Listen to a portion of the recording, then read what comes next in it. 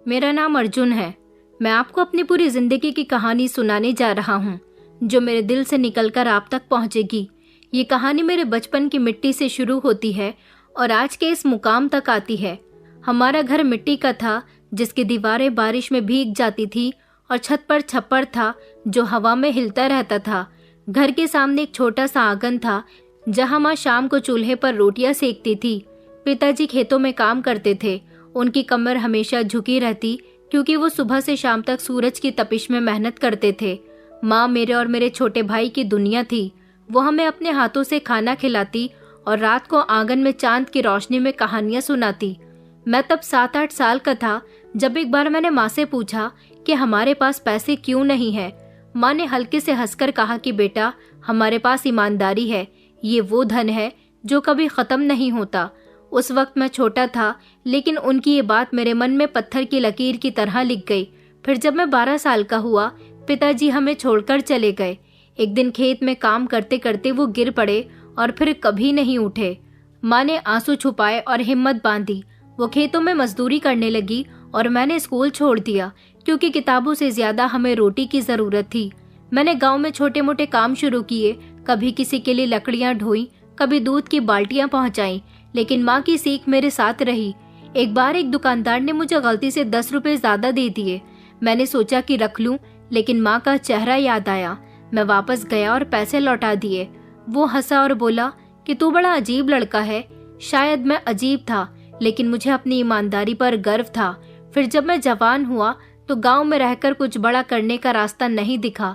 मैंने सोचा कि दिल्ली चला जाऊंगा तो घर की जरूरतों को पूरा कर पाऊंगा, और घर के हालात सुधारने का सपना लेकर मैं दिल्ली आ गया। रात के 3 बजे दिल्ली के चांदनी चौक के पीछे वाली गूंजती गलियों में मैं एक साई की तरह होटल से निकला। मेरे हाथ में आधी बची हुई रोटी थी, जेब में सिर्फ 100 रुपए थे और दिल में भूख के साथ एक पुराना सपना था, पेट भरकर पनीर की सब्जी खाने का।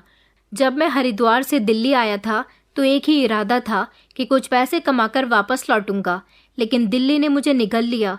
जैसे ये शहर सपनों को मिट्टी में दफन कर देता है। मेरे कदम लड़खड़ाते हुए होटल के पीछे उस तंग कमरे की तरफ बढ़े जो मजदूरों के लिए बना था।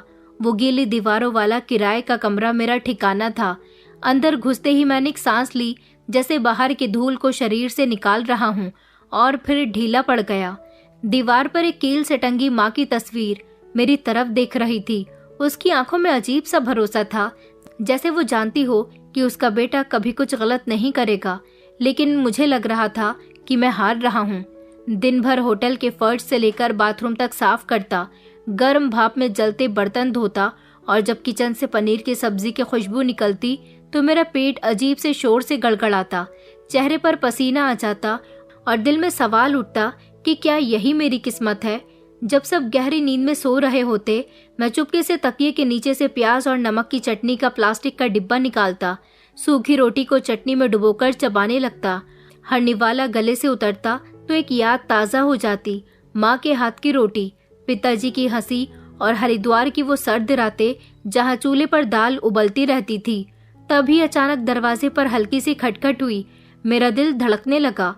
इस वक्त कौन हो सकता है? मैंने डरते डरते दरवाजा खोला। सामने ही रमेश भाई खड़े थे, होटल के रसोइया। वो कहने लगे कि भूखा मर रहा है क्या? उन्होंने हल्के से हंसकर पूछा। मैं चुप रहा। उन्होंने हाथ में पकड़ा एक अखबार मेरी तरफ बढ़ाया। मैंने खोला तो अंदर एक गरम पराठा था, जिसके ऊपर मक्खन की हल्की परत चमक रही थी। मेरा दिमाग घूम गया। दिल चाहा कि चीख कर माँ को बता दूं कि देखो माँ, सपना पूरा हुआ। लेकिन अगले ही पल एक डर उठा, कहीं ये बचा हुआ खाना तो नहीं किसी ग्राहक की प्लेट से उठाया हुआ। वो कहने लगे कि परेशान मत हो, ये मैंने तेरे लिए ही बनाया था। रमेश भाई की आवाज में सच्चाई थी। मेरी आंखें नम हो गईं। मैंने कहा कि शुक्रिया रमेश भाई।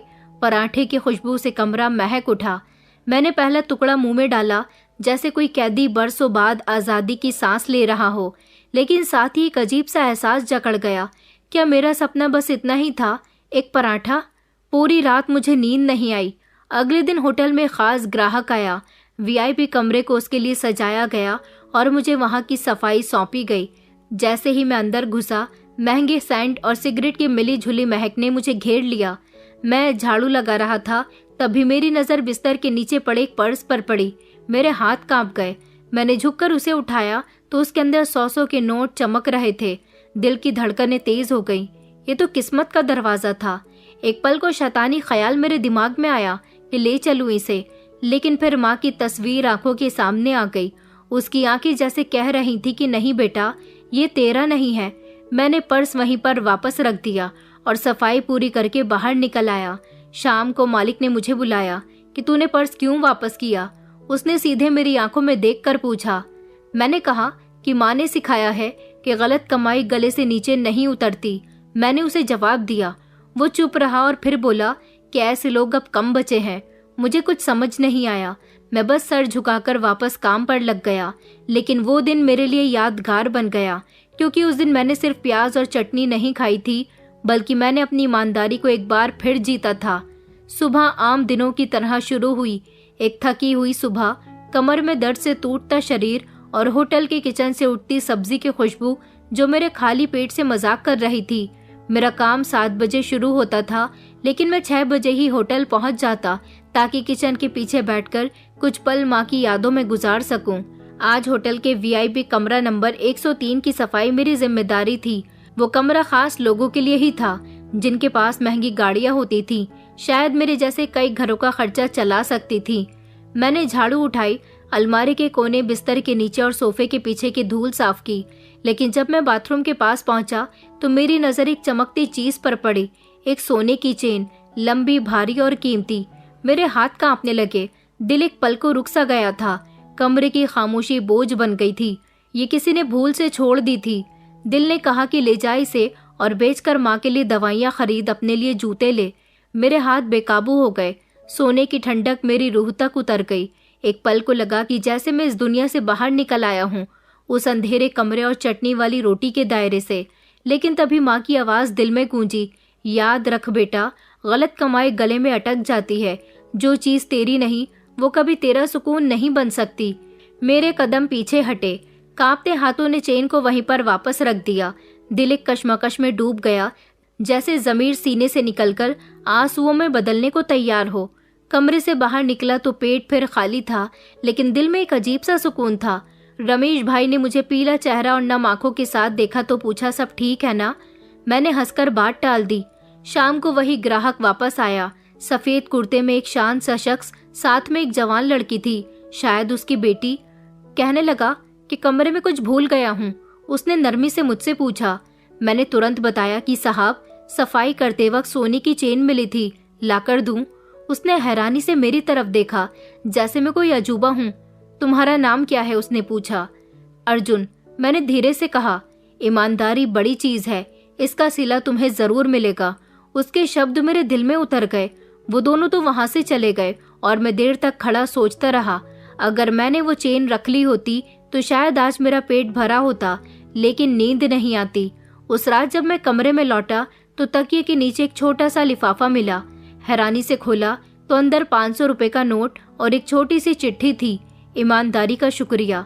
मैंने चिट्ठी को माँ की तस्वीर के पास दीवार पर लगा दिया और पैसे माँ की दवाइयों के लिए रख लिए। बारिश की वो रात कुछ अजीब थी। दिल्ली की सड़कें कीचड़ और पानी से भरी थी। मैं थकान से चूर होटल के अंदरूनी कमरे की तरफ बढ़ रहा था, जहां मालिक पन्ना लाल जी अक्सर आराम करते थे। आज से सफाई की ड्यूटी मेरी वहां लगाई गई थी। वो कोई साधारण कमरा नहीं था।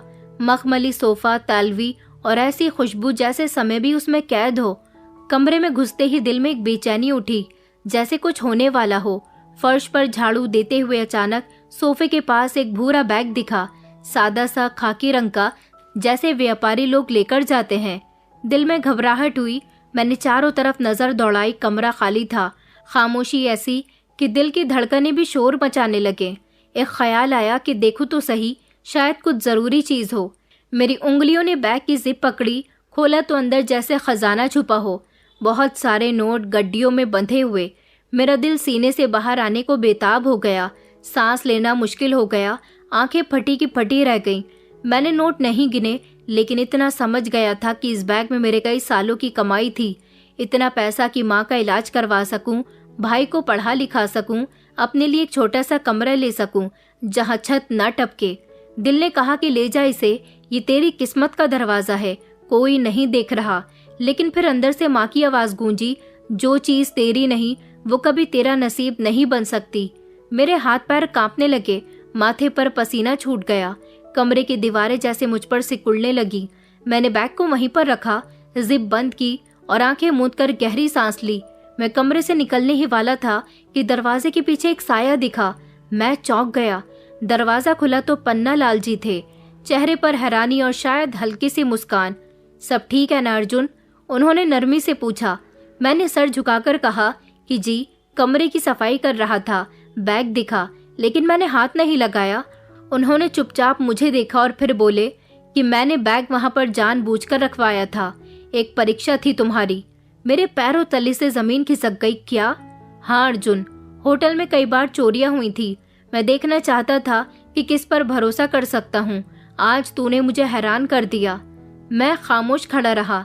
दिल में तूफान उठ रहा था, खुशी भी थी, हैरानी भी, और कहीं भूख की एक नई चीख भी। क्योंकि सच तो ये था कि मैंने कुछ चुराया नहीं, लेकिन वो नोट अब भी मेरे सपनों में लहरा रहे थे। पन्ना लाल जी ने मेरे कंधे पर हाथ रखा कि तूने जो किया वो हर किसी के बस की बात नहीं, इसका सिला जरूर मिलेगा। मैंने सर हिलाया और कमरे से बाहर आ गया, लेकिन अंदर भूख अब भी चीख रही थी। बारिश के बाद की नमी ने होटल के पिछले आंगन में एक अजीब सी खामोशी फैला दी। दोपहर का वक्त था, भीड़ थी, हर कोई अपने काम में लगा हुआ था। ग्राहक आ रहे थे, जा रहे थे, प्लेटें धुल रही थी, बर्तन टकरा रहे थे। मैं हमेशा की तरह चुपचाप सफाई करता रहा, जैसे किसी ने मेरी जुबान छीन ली हो। मेरा शरीर मशीन बन चुका था और आत्मा बस सांस लेने का बहाना। कमरा नंबर 204 में एक अमीर ग्राहक ठहरा था, जो हमेशा महंगा खाना मंगवाता और आधा ही छोड़कर चला जाता। उस दिन भी वो खाना खाकर निकल गया। मेरे जिम्मे उसका कमरा साफ करना था। अंदर घुसा तो मेज पर एक प्लेट में दाल मखनी, पनीर की सब्जी और 2 नान पड़े थे। सिर्फ थोड़ा सा खाया गया था, बाकी सब वैसा ही था। मेरी आंखों के सामने अंधेरा छा गया, गले से खाली सांस निकली, हाथ मेज पर टिक गया। वो खाना मेरी तरफ देख रहा था, जैसे कह रहा हो, खा ले, कौन देख रहा है। मैंने दरवाजा बंद किया, कुंडी लगाई और मेज के पास बैठ गया। पहला निवाला गले से उतरा तो शरीर में जैसे जान आ गई। दूसरा निवाला, फिर तीसरा निवाला, लेकिन जैसे ही आखिरी निवाला लिया, दरवाजा पीछे से खुला। मेरी जान निकल गई। पन्ना लाल जी खड़े थे। उनकी आंखों में हैरानी नहीं थी, जैसे वो सब पहले से ही जानते हों। मैं तुरंत खड़ा हो गया, प्लेट से दूर हटा, लेकिन देर हो चुकी थी।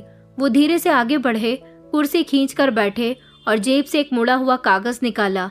बिना कुछ कहे उसे मेज पर रख दिया। मैंने नीची नजर से कागज उठाया। मेरे हाथ पैर कांपने लगे।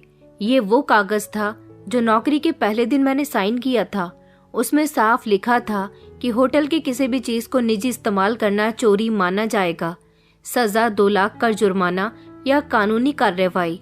मेरी आंखों के सामने धुंध छा गई, दिल की धड़कनें बेकाबू हो गईं, जुबान लड़खड़ाने लगी। माफ कर दीजिए, मजबूरी थी, भूख बहुत लगी थी, मैंने कहा। उनके चेहरे पर कोई भाव नहीं आया, लेकिन उनकी खामोशी दर्दनाक थी। अर्जुन, मैं तुझे इज्जत देता रहा, तुझे अपने कीमती कमरों तक आने दिया, तुझ पर भरोसा किया, और तूने ये किया। मैंने नीचे देखा, शरीर पसीने से तर था, आंखें भीग चुकी थी। मैं पुलिस नहीं बुलाऊंगा, वो बोले, लेकिन तुझे मालूम होना चाहिए कि गलत कमाई सिर्फ पेट नहीं, जमीर को भी खा जाती है। तुझे एक मौका देता हूँ, फैसला तुझ पर है। 2 लाख का इंतजाम कर, या जो मैं कहूँ वो मान ले।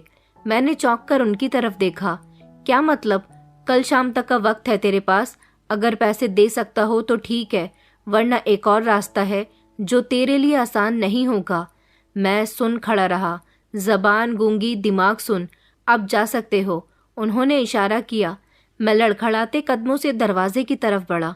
कमरे से निकला तो लगा जैसे दुनिया की हवा बदल गई हो। हर शख्स मुझे घूर रहा हो, हर दीवार मेरे खिलाफ हो गई हो। अपने कमरे में लौटा, दरवाजा बंद किया और माँ की तस्वीर के सामने बैठकर देर तक रोया। वो खाना जो पेट में था अब जहर लगने लगा। मैंने सोचा कि अगर मैंने ईमानदारी से सोने की चेन लौटा दी, बैग वापस रख दिया, तो आज ये बचा हुआ टुकड़ा मुझे क्यों इतना महंगा पड़ गया। लेकिन शायद ये वो टुकड़ा था जो जमीर के खिलाफ गले से उतरा था, और ऐसा टुकड़ा अक्सर सबसे कीमती सबक बन जाता है। सुबह की रोशनी जैसे मेरे चेहरे पर तमाचा मार रही थी।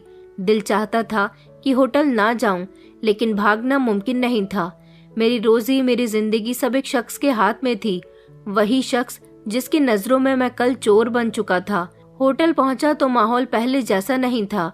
हर चीज बोझल थी, हर नजर शक से भरी, जैसे सबको पता हो कि मैंने कुछ गलत किया है। किचन में रमेश भाई ने नमस्ते किया, लेकिन उनकी आवाज में वो गर्म जोशी नहीं थी। मैं चुपचाप अपनी ड्यूटी पर लग गया। हाथ चल रहे थे, लेकिन दिमाग सुन था। दोपहर के करीब मुझे पन्ना लाल जी के कमरे में बुलाया गया। दिल धक धक कर रहा था। कमरे के दरवाजे पर पहुंचकर मैंने हल्की सी खटखट की। अंदर से आवाज आई, आ जाओ अर्जुन। दरवाजा खोलकर मैं अंदर घुसा। वो अपनी बड़ी मेज के पीछे बैठे हुए थे। चेहरे पर नरमी थी, लेकिन आंखों में वही परखती सकती। मैंने हिचकिचाते हुए हाथ जोड़े और सर झुका दिया। साहब, मैं बहुत शर्मिंदा हूँ, माफ कर दीजिए, मजबूरी थी, पेट की आग। उन्होंने हाथ उठाकर मुझे चुप करवा दिया। अर्जुन, मैं तेरी मजबूरी समझ सकता हूँ, लेकिन नियम नियम होता है, वो सबके लिए एक बराबर है। मेरी आंखों से आंसू बह निकले। तनख्वाह काट लीजिए, जितना चाहे, जैसे चाहे, बस पुलिस में मत दीजिए। मेरे लिए जेल मौत से बदतर होगी। माँ ये खबर सुनकर मर जाएगी। कमरे में खामोशी छा गई। फिर उन्होंने गहरी सांस ली और कुर्सी से सीधे बैठे। एक रास्ता है, वो बोले। मेरे कान खड़े हो गए। उम्मीद की एक नई किरण चमकी, लेकिन साथ ही डर भी था। एक शर्त, अगर मानो तो सब माफ। मैंने तुरंत सर हिलाया। कहिए साहब, जो भी होगा मैं मान लूंगा। उन्होंने कुछ पल मुझे देखा और फिर कहा कि मेरी बेटी से शादी कर ले। कमरे की जमीन जैसे मेरे पैरों तले से खिसक गई। दिल रुक गया, दिमाग सन्नाटे में डूब गया। मैं उनकी तरफ देखता रह गया, आंखें फटी हुई। क्या? मैंने मुश्किल से पूछा। हाँ अर्जुन, मेरी बेटी पढ़ी लिखी है, इज्जतदार है, लेकिन मैं उसके लिए एक ऐसा लड़का चाहता हूँ जो ईमानदार हो। मैंने तुझे कई बार परखा, चेन, पैसे, बैग सब कुछ देखा। तू हर बार पास हुआ सिवाय एक बार के, लेकिन वो भी मैं समझ सकता हूँ। मैं सांस लेना भूल गया। कमरे की हवा भारी हो गई। मैं तुझे जेल नहीं भेजना चाहता। मैं चाहता हूँ कि तू मेरी बेटी का हमसफर बने। मेरे दिमाग में हंगामा मच गया। ये कैसा इंसाफ था? ये सजा थी या इनाम? साहब, मैं गरीब हूँ, सफाई करता हूँ, मैं आपकी बेटी के लायक नहीं। ये तू तय मत कर, ये मैं तय कर चुका हूँ। तुझे 2 दिन की मोहलत है, या तो 2 लाख रुपए वापस दे दे या शादी कर ले। कल रात 12 बजे तक जवाब दे। मैं कमरे से निकला तो पैरों में जान नहीं थी। दिल पर एक भारी पत्थर रखा था।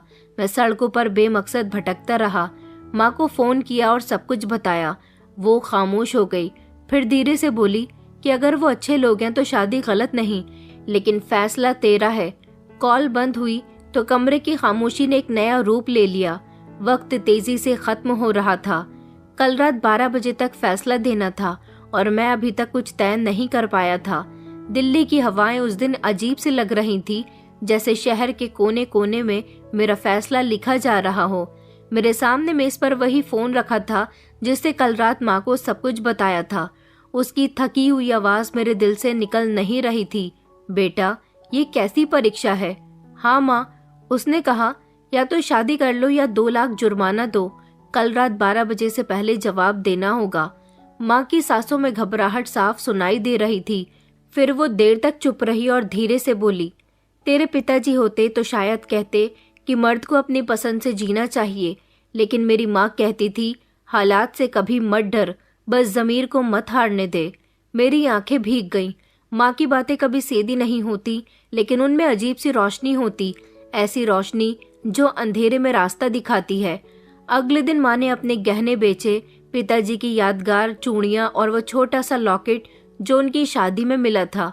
हरिद्वार के एक पुराने सुनार ने उन्हें 50,000 में खरीदा। मेरे पास 50,000 थे और जरूरत थी 2 लाख की। मैंने नोटों की वो गड्डी हाथ में ली। ऐसा लगा जैसे वो किसी सांप की गर्दन हो। शरीर में ठंडी सिहरन दौड़ गई। क्या मैं वाकई वो बेटा था जो माँ के गहने बेचकर भी मुसीबत हल न कर सका? होटल लौटा तो पन्ना जी अपने दफ्तर में थे। मैंने कांपते हाथों से लिफाफा उनके सामने रखा। ये 50,000 हैं, अभी और का इंतजाम करूंगा, वक्त दे दीजिए, बस पुलिस में मत दीजिए। उन्होंने नोटों की तरफ देखा भी नहीं, कुर्सी की पीठ से टेक लगाकर मेरी आंखों में देखा। अर्जुन, तुझे वक्त दिया गया था फैसला करने के लिए। ये रकम अब बेकार है, या तो तू 2 लाख पूरा दे या शादी कर। रात 12 बजे के बाद मेरे पास कोई तीसरा रास्ता नहीं होगा। मेरे पैरों तले से जमीन कांपने लगी। मैं खामोश खड़ा रहा, वो खामोशी जो इंसान की आवाज छीन लेती है। मैं कमरे से निकला तो दिन का सूरज डूबने को था। दोस्तों से मदद मांगी, सबने बहाने बनाए। किसी की माँ बीमार है, किसी का धंधा खराब है, किसी की बीवी ने मना कर दिया। रात का अंधेरा गहरा गया। होटल लौटा तो दीवारों से भी जैसे वक्त टपक रहा था। हर घड़ी मुझे घूर रही थी, फैसला दो अर्जुन, फैसला दो। कमरे में आकर मैंने माँ की तस्वीर के सामने मोमबत्ती जलाई। उसकी रोशनी में उसकी आंखें कुछ और कह रही थी। माँ, अगर मैं शादी कर लूं तो क्या तुम शर्मिंदा होगी? तस्वीर ने जवाब नहीं दिया, लेकिन मेरे दिल में एक सुकून उतरने लगा। 12 बजने में अब कुछ ही पल बचे थे। मैंने ठंडी सांस ली, आईने में खुद को देखा। एक साधारण से लड़का जिसका लिबास सादा, चेहरा थका हुआ, लेकिन आंखों में वो चीज थी जो कीमती थी, सच। मैंने दरवाजा खोला और पन्नालाल जी के कमरे की तरफ बढ़ा। फैसला अब होना ही था। दफ्तर के सामने पहुंचा तो घड़ी ने 12 की पहली घंटी बजाई। मैंने दरवाजा खटखटाया तो अंदर से आवाज आई, आ जाओ अर्जुन। मैंने दरवाजा खोला। पन्नालाल जी मेज के पीछे बैठे थे। उनके चेहरे पर न सख्ती थी न नरमी, बस इंतजार। मैं धीरे से चलता हुआ उनके सामने खड़ा हो गया। मेरी आवाज गायब थी, होंठ सूखे, दिल गले में अटका हुआ। उन्होंने जल्दी नहीं की, बस मुझे देखा और कहा कि फैसला कर लिया। मैंने होंठ भींचकर सर हिलाया। उनके चेहरे पर पहली बार एक रोशनी दिखी, एक सुकून। उन्होंने कुर्सी से सीधा होकर कहा कि ठीक है, कल शादी होगी, तुझे बस तैयार रहना है। मैंने फिर से सर झुका दिया। शब्द मेरे गले में फंसे थे। पन्नालाल जी ने धीरे से कहा, अर्जुन, ये आसान फैसला नहीं था, जानता हूँ, लेकिन कभी कभी जिंदगी ऐसे रास्ते दिखाती है जो आम समझ से परे होते हैं। बस भरोसा रख। मैंने उनकी बात काटकर पहली बार सवाल किया, साहब एक बात बताइए, वो लड़की, क्या वो मुस्कुराए एक थकी हुई लेकिन संतुष्ट मुस्कान के साथ, कि कल सब कुछ पता चल जाएगा अर्जुन। अभी इतना ही जान ले कि ये शादी न जबरदस्ती है, न सजा, न एहसान। ये एक फैसला है जो मैंने अपनी बेटी और तेरी ईमानदारी के बीच लिया है। मैं उनकी बात का मतलब नहीं समझ पाया, लेकिन उस वक्त और हिम्मत भी नहीं थी। चुपचाप उठा, दरवाजा खोला और बाहर आ गया। होटल की गलियारों में एक बार फिर खामोशी थी, लेकिन अब उस खामोशी में डर नहीं था, एक फैसला था और उस फैसले का इंतजार। सुबह की रोशनी होटल की खिड़कियों में झांक रही थी, जैसे अंदर का सच बाहर देखना चाहता हो। मैं अपने कमरे में आईने के सामने खड़ा था, सफेद कुर्ते पर हाथ फेर रहा था, जैसे मेरे शरीर का कपड़ा नहीं, कोई अजनबी पहचान हो। दिल की धड़कनें तेज थीं, जैसे अंदर कोई बच्चा हो जो अनजान जगह पर छोड़ दिया गया हो। पन्नालाल जी ने सब कुछ संभाला था। शादी के लिए होटल की ऊपरी मंजिल पर कुछ लोगों की मौजूदगी में सारी रस्मों रिवाजों के साथ मेरी शादी हुई। पंडित जी ने मंत्र पढ़े और फिर सब खत्म हो गया। मैं शादीशुदा हो चुका था। किसी ने हल्के से मेरा हाथ पकड़ा और पकड़कर मुझे साथ वाले कमरे की तरफ ले गया। वो कमरा जहां मेरी पत्नी मेरा इंतजार कर रही थी। पत्नी, ये शब्द मेरे लिए अभी भी अजनबी था। होटल के उस ऊपरी कमरे में रोशनी हल्की थी। पर्दे हवा के झोंकों से थोड़े थोड़े हिल रहे थे, जैसे खामोशी की सांसें ले रहे हों। दिल में अजीब सी हलचल थी, जैसे दिल और दिमाग किसी अनजान मुकाबले में उलझे हों। कदम अपने आप बढ़ रहे थे, लेकिन हर कदम पर डर और हैरानी मेरे वजूद को जकड़े हुए थे। मैंने दरवाजा खोला तो हाथ हल्के से कांप रहे थे। अंदर से एक नरम सी खुशबू आ रही थी, ऐसी खुशबू जो किसी महंगी सेंट की नहीं, बल्कि सादगी और शालीनता की थी। कमरे में घुसा तो पहला नजारा ही मेरे होश उड़ा देने के लिए काफी था। सामने वो बैठी थी, मेरी पत्नी नेहा। लाल चुनरी सर पर थी, आंखें नीची, चेहरा पूरा सुकून लिए हुए। उसकी आंखों के नीचे हल्की सी थकान की लकीर थी, लेकिन उनमें घबराहट नहीं थी, शांति थी। वो बहुत ही खूबसूरत थी, लेकिन वो खूबसूरती सिर्फ चेहरे की नहीं थी। उसके वजूद में एक अजीब सा पवित्र एहसास था, जैसे वो किसी दूसरी दुनिया से आई हो। हाथ पर हल्की मेहंदी, कलाइयों में पतली चूड़ियां और अंदाज ऐसा जैसे किसी राजकुमारी को जमीन पर उतारा गया हो। मैं दरवाजे पर सुन्न खड़ा रह गया। मेरे कदम जैसे जमीन में धंस गए। ये वही लड़की थी जिसके बारे में मैंने ढेर सारे ख्याल बनाए थे। शायद बीमार होगी, शायद मजबूर, या शायद दुनिया से कटी हुई, लेकिन वो मेरे ख्यालों से कहीं ज्यादा साफ और शांत निकली। मेरी सांसें रुकने लगी। मैंने धीरे से आंखें बंद की, फिर खोली कि शायद ये सपना हो, लेकिन वो सच मेरे सामने था। वो धीरे से बोली, बैठ जाइए। उसकी आवाज में ऐसा सुकून था जैसे बारिश के बाद की शांत धरती। उसने न तंज किया, न सवाल उठाया, न शिकायत की, जैसे उसने मेरा अतीत देखा ही न हो या देखा और माफ कर दिया हो। मैं धीरे से चलता हुआ कमरे के कोने में रखी कुर्सी पर बैठ गया। नजरें नीचे थी। दिल में एक नदामत थी, एक सवाल था और शायद थोड़ा सा डर भी। आपको शायद मेरे बारे में बहुत से सवाल होंगे, मैंने उससे धीरे से कहा। उसने नजर उठाकर मेरी तरफ देखा और इतनी खामोशी से मुस्कुराई कि मेरे अंदर का हर डर खत्म हो गया। सवाल तब होते हैं जब शक हो, उसने कहा, और मुझे पता है कि ये रिश्ता हमारी मर्जी से नहीं हुआ। उसकी सच्चाई ने मेरे सीने में एक छोटा सा खंजर उतार दिया। वो बिल्कुल ठीक कह रही थी। ये रिश्ता ना मैंने चुना था ना उसने, ये किसी और का फैसला था, लेकिन हम दोनों अब इसकी हकीकत बन चुके थे। मैं बस इतना जानती हूँ कि अब हम साथ हैं, और मेरे पिताजी ने अगर आपको चुना है तो जरूर कोई वजह होगी। मैंने नजरें उठाकर पहली बार उसकी आंखों में सीधे देखा। वहां कोई शिकायत नहीं थी, सिर्फ एक खामोश समझ थी, जैसे वो जान चुकी हो कि जिंदगी में सब कुछ इच्छा से नहीं होता, कुछ फैसले तकदीर से भी बड़े होते हैं। नेहा, मैं एक साधारण इंसान हूँ, न पढ़ाई, न रुतबा, न कोई बड़ा नाम, बस एक सच्चाई है जिसे मैंने कभी झूठा नहीं होने दिया, और वही तो सबसे बड़ी बात है। अर्जुन, उसने मेरा नाम पहली बार लिया और मेरे शरीर में सनसनाहट दौड़ गई। उस रात हमने ज्यादा बात नहीं की। कुछ पल खामोशी में गुजरे, कुछ नजरों के आदान प्रदान में। कमरे में हल्की रोशनी और पर्दों के हिलने की आवाज के सिवाय कुछ सुनाई नहीं देता था, लेकिन अंदर अंदर एक बदलाव शुरू हो चुका था। वो लड़की जिसे मैंने शक की नजर से देखा था, जिसे मैंने मजबूरी समझा था, वो मेरे लिए सुकून बनने लगी, और मैं जो खुद को हमेशा एक नाकाम साधारण इंसान समझता रहा, उसकी मौजूदगी में पहली बार थोड़ा सा कीमती महसूस करने लगा। ये शादी किसी परंपरा, प्यार या ख्वाहिश की बुनियाद पर नहीं हुई थी, लेकिन उसमें एक अजीब सा सच्चा वादा था जो बिना शब्दों के निभाया जा रहा था। कमरे में बैठे बैठे मैंने दिल में ठान लिया कि चाहे ये रिश्ता जैसा भी हो, मैं इसे निभाऊंगा। उस लड़की के लिए जिसने बिना किसी शिकायत के मुझे अपनाया, और उसके पिता के लिए जिसने मेरी सच्चाई पर भरोसा किया। रात गुजरती रही, खामोशी अपनी चादर बिछाती रही, और मेरे दिल में पहली बार ये ख्याल जागा कि शायद मेरी जिंदगी में भी अब एक नया सूरज उगने वाला है। होटल की गलियारों में मेरा चलना पहले जैसा नहीं रहा। वही जमीन, वही दीवारें, वही खुशबुएं, लेकिन अब नजरें बदल चुकी थी। पहले जहां लोग मुझे सिर्फ एक सफाई करने वाले की नजर से देखते थे, अब वही लोग झुककर नमस्ते करते थे। मेरे हाथों से झाड़ू छूट चुका था, और अब उन हाथों में फाइलें, चाबियां और एक नई जिम्मेदारी आ चुकी थी। मैं होटल का मैनेजर बन गया था। ये बदलाव एक सपने की तरह था, और मैं हर पल उस सपने में जागता हुआ खड़ा था, हैरान, खामोश। शादी के एक हफ्ते बाद पन्नालाल जी ने मुझे दफ्तर में बुलाया। उन्होंने कुर्सी की पीठ से टेक लगाकर कहा, अर्जुन, अब तो सिर्फ मेरा दामाद नहीं, मेरा भरोसा भी है। मैं चाहता हूँ कि होटल का काम संभाले। मैं सुन रह गया। एक पल को लगा कि वो मजाक कर रहे हैं, लेकिन उनके चेहरे पर वही गंभीरता थी जो मेरे फैसले के वक्त भी दिखती थी। साहब, मुझे क्या आता है, मैंने तो कभी हिसाब किताब भी पूरा नहीं सीखा, मैंने कांपती आवाज में कहा। वो मुस्कुराए और कहने लगे कि जो शख्स खुद को सीखने वाला मानता है वही सब कुछ सीख लेता है, और जो सच बोलता है वही हर धंधे का असल मैनेजर होता है। उस दिन के बाद जिंदगी जैसा नया रास्ता ले गई। अब मैं रोज साफ सुथरा लिबास पहनता, दफ्तर वक्त पर पहुंचता, फाइलें देखता, कर्मचारियों से बात करता।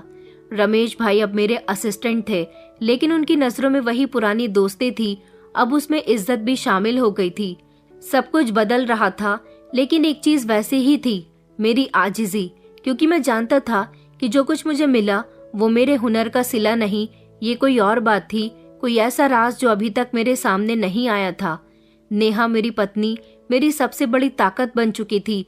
उसने कभी मेरी गरीबी पर तंज नहीं किया, न मेरी सादगी पर कोई बात उठाई। वो खामोशी से हर रोज मेरे कपड़े प्रेस करती, दोपहर को खाने का ध्यान रखती और रात को मेरे साथ वही पुरानी छत के नीचे सादी जिंदगी गुजारती, जैसे वो कभी बड़ी हवेली की बेटी थी ही नहीं। मैं अक्सर उसे देखता जब वो मेरे सामने बैठी होती। उसकी आंखों में सुकून होता, होठों पर मुस्कान और उसकी खामोशी में एक हौसला था। कभी कभी रात को मैं उससे पूछता कि तुम्हें कभी अफसोस नहीं हुआ मुझ जैसे साधारण से इंसान से शादी करके? वो हल्के से मुस्कुराकर कहती कि कभी नहीं, मैंने आपको पसंद नहीं किया, पिताजी ने किया है। लेकिन अब मुझे जानकर खुशी होती है कि उनकी नजर कभी धोखा नहीं खाती। मैं चुप हो जाता, उसका भरोसा मेरे लिए नई हिम्मत बन जाता। दिल में एक सवाल बार बार गूंजता कि ऐसा भी क्या था मुझ में जिसने पन्नालाल जी जैसे अनुभवी शख्स को ये सब देने पर मजबूर कर दिया। क्यों उन्होंने मुझे न सिर्फ अपना दामाद बनाया बल्कि अपने धंधे का वारिस भी? आखिर ऐसा क्या था जो मैं खुद नहीं जानता? एक दिन मैंने तय किया कि इस सवाल का जवाब ढूंढकर रहूंगा। पन्नालाल जी उस वक्त अपने दफ्तर में थे। मैंने धीरे से दरवाजा खटखटाया। अंदर से जानी पहचानी आवाज आई, आ जाओ अर्जुन। मैं अंदर घुसा। वो मेज पर कुछ कागजात देख रहे थे। मुझे देखकर मुस्कुराए। आज तो कुछ परेशान लग रहा है। मैंने कुर्सी खींचकर उनके सामने बैठते हुए कहा कि साहब, एक बात पूछनी है।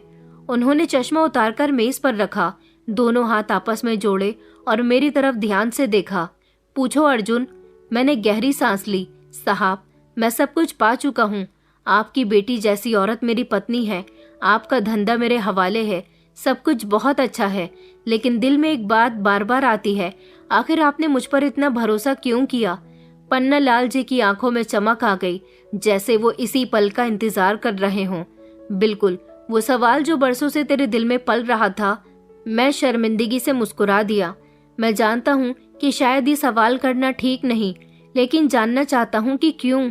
वो अपनी कुर्सी से थोड़ा पीछे हुए, गहरी सांस ली और छत की तरफ देखते हुए बोले, अर्जुन, मैंने जिंदगी में बहुत कुछ देखा है, धन, इज्जत, धोखा और छल। मेरे धंधे ने मुझे अमीर बनाया, लेकिन लोगों पर भरोसा करना मुश्किल कर दिया। अक्सर जो सामने झुकते थे, पीठ पीछे खंजर लिए खड़े होते थे। मैंने कई बार अपनी ईमानदारी का सिला धोखे के रूप में पाया। उनकी आवाज में कड़वा अतीत बोल रहा था। मेरी बेटी नेहा मेरी जिंदगी का सबसे कीमती खजाना है। जब उसके लिए रिश्ता देखने का वक्त आया तो मैंने तय किया कि न धन देखूंगा, न रुतबा, न चमकती डिग्रियां। मुझे सिर्फ एक चीज चाहिए थी, ईमानदारी। वो रुक गए। मैं उनकी आंखों में डूब गया। तेरे लिए वो चेन, वो बैग, वो खाना, ये सब मेरे भरोसे की कसौटी थे। मैंने कई कर्मचारियों को छोटी छोटी चोरियों में पकड़ा। तू जब आया तो मैंने तुझे भी परखा। चेन, बैग, खाना, सब कुछ मेरी नजर में था। मैं तेरे हर कदम को देख रहा था। तेरी आंखें, तेरे डर और तेरा ज़मीर। मेरी आंखें नम हो गईं। दिल ने एक अनजानी राहत महसूस की, जैसे बरसों का बोझ हल्का हो रहा हो। और जब तूने सच्चाई का रास्ता चुना, अपने ज़मीर की सुनी, तो मैंने फैसला कर लिया कि यही लड़का मेरी बेटी के लायक है।